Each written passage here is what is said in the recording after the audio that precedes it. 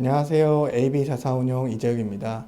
제가 지난 시간에는 최근 이제 핫한 주제인 생성형 AI가 주식시장에 지금 어떻게 반영이 되고 있고, 최근에 AI로 인해서 소수의 이 기술 종목들이 시장의 집중 현상을 일으켰다고 말씀드렸는데요. 사실 이러한 집중 현상이 완화가 될 것으로 저희는 예상을 하고 있고, 그리고 이 AI가 과거에는 집중 현상의 주요 원인이었다고 보면은 향후에는 이 정상화가 되는 과정에서도 크게 기여를 할 것 같다고 말씀을 드렸습니다. 그럼 이 기술 업종 말고 어떠한 다른 업종에서 이런 AI가 실제로 영향을 미칠지 오늘 설명드리기로 했는데요.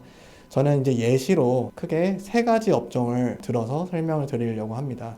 이 세 가지 업종은 먼저 헬스케어, 그리고 두 번째는 유틸리티, 세 번째는 에너지 업종입니다. 먼저 이 헬스케어 업종을 저희가 한번 들여다보면은, 사실 이 헬스케어 업종에서 이 AI가 어떻게 본다면은 이 기술 업종만큼 혹은 더 깊게 침투를 해 있고, 이미 상용화되어 있는 여러 가지 상품이나 전략들도 있을 뿐더러 앞으로 더 많은 상품 혹은 AI 관련된 기술이 이 헬스케어 업종에서 상용화가 될 것으로 예상을 하고 있습니다. 그 헬스케어의 어떤 부분에서 특히 이 AI가 적용이 되는지를 간단히 설명드리겠습니다. 이 첫 번째로는 이 데이터 관리 관련입니다. 생각해 보시면은 이 의료 서비스라는 게 굉장히 다수의 의사들, 그리고 간호사들, 그리고 여러 명의 환자들이 매일마다 겪고 있는 여러 가지 치료나 이런 부분에서 나오는 이 진단서 혹은 처방서들이 관리가 되어야 됩니다. 이런 방대한 양의 데이터를 관리하기 위해서는 기술력에 따라서 굉장히 많은 인력이 소요가 될 수도 있고, 그리고 그 인력이 하루에 소비하는 시간이 굉장히 많을 수도 있습니다. 하지만 이 AI를 도입하게 되면은 이러한 부분에 대한 효율성을 굉장히 향상시킬 수 있다고 여러 헬스케어 관련 기업들이 생각을 하고 있고 도입을 하고 있습니다. 결국에 이런 기업들이 AI를 도입해서 효율성을 높이게 된다면은 이로부터 아낄 수 있는 인력과 그리고 시간, 이런 것들을 통해서 뭔가 실적의 향상에 도움이 되고, 추가적으로 발생하는 여러 가지 현금 흐름을 통해 새로운 사업에 재투자할 수 있는 좋은 선순환이 이루어질 걸로 예상을 하고 있습니다.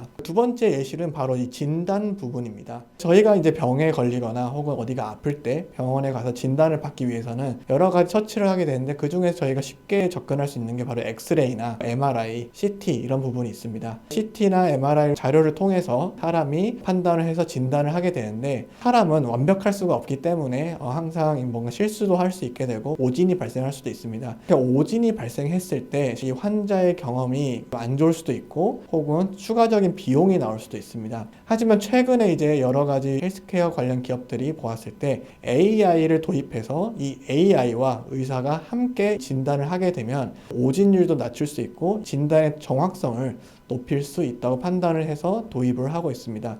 그렇게 된다면은 결과적으로 이 환자의 경험도 개선이 되고 오진으로 인한 추가적인 비용과 같은 부분을 막을 수 있을 것으로 예상을 하고 있습니다. 이 마지막으로는 신약 개발 관련입니다. 잘 아시는 것처럼 저희가 뉴스에서도 자주 보지만 신약 개발과 관련해서는 여러 가지 임상 절차를 거치게 되고 각 임상 스테이지마다 막대한 비용이나 여러 절차들이 필요합니다. 하지만 이 AI를 사용하게 된다면은 제약사들이 판단을 했을 때 이런 절차들을 좀 더 간소화시킬 수도 있고, 이 절차가 간소화되면서 굉장히 많은 비용을 아끼고 또한 시간 역시 아낄 수 있을 것으로 예상을 하고 있습니다. 이렇듯이 사실 AI가 이런 헬스케어 업종 내에서도 굉장히 파급적인 효과를 미칠 것으로 예상을 하고 있고, 실제로 많은 기업들이 도입을 하거나 빨리 한 기업들일수록 수혜를 입을 것으로 예상을 하고 있습니다. 두 번째로는 바로 이 유틸리티 업종입니다. 저희가 흔히 유틸리티 업종이라고 하면 전기를 이제 보내는 혹은 이 물과 관련된 여러 가지 인프라를 관리하는 기업들을 놓고 저희가 유틸리티 기업이라고 얘기를 합니다. 통상 이 유틸리티 업종은 전통적으로 방어적인 업종이고, 따라서 저희가 생각했을 때 이 고성장과 관련된 업종이라고 생각하기는 어렵습니다.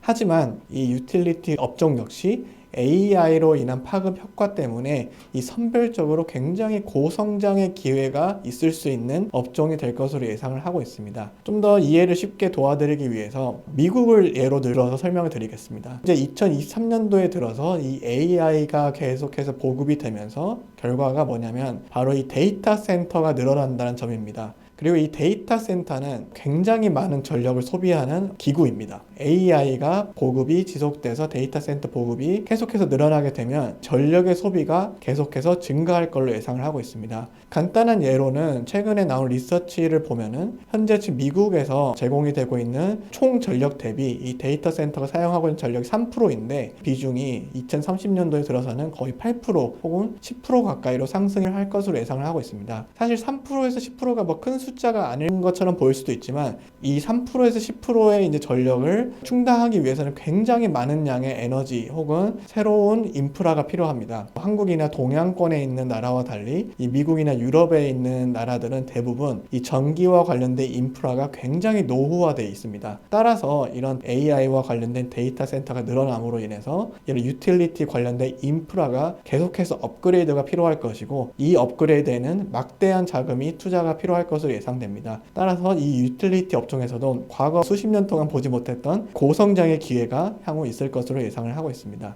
이 마지막으로는 에너지 업종인데요. 제가 지난 시간에 시작할 때 지금 더워지고 있는 날씨에 대해서 말씀드렸는데요. 사실 한국과 같은 경우도 6월에 이례적인 폭염이다 이렇게 나온 것처럼 전 세계적으로 이 기후변화가 굉장히 빨라지고 있습니다. 기후변화가 빨라지면서 각 정부에서 지금 하고 있는 노력이 석탄 연료를 감소시키고 대체 에너지나 청정 에너지를 사용해서 대체를 하자 이런 움직임을 보이고 있습니다. 다만 AI가 계속해서 보급이 되면서 추가적인 전력 수요가 계속 늘어날 때 뭔가 에너지를 지금보다 훨씬 더 많이 생산을 해야 되는데 그렇다면 이 기후 변화에 맞서면서 이러한 부분을 충당하기 위해서는 석탄 연료의 생산이 늘어나는 것이 아니라 청정 에너지나 대체 에너지의 공급이 지금보다 훨씬 더 많이 필요하다는 점이 사실입니다. 그렇기 때문에 이 유틸리티 업종과 마찬가지로 에너지 업종 내에서 이 청정 에너지나 대체 에너지 관련된 기업들 혹은 관련 분야가 AI의 수혜를 입을 것으로 예상을 하고 있습니다.